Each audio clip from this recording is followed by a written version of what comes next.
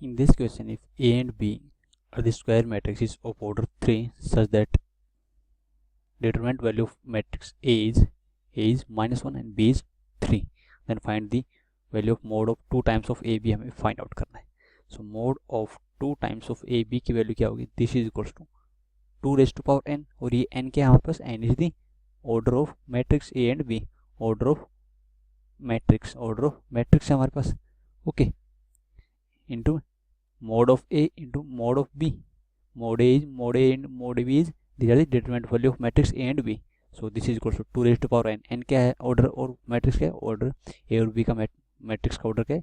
A और B क्या है हमारे पास? स्क्वायर मैट्रिक्स है ऑफ ऑर्डर 3. तो n की वैल्यू क्या आ जाएगी? 3 into mode A is -1 into mode B is 3 हमें दिया है.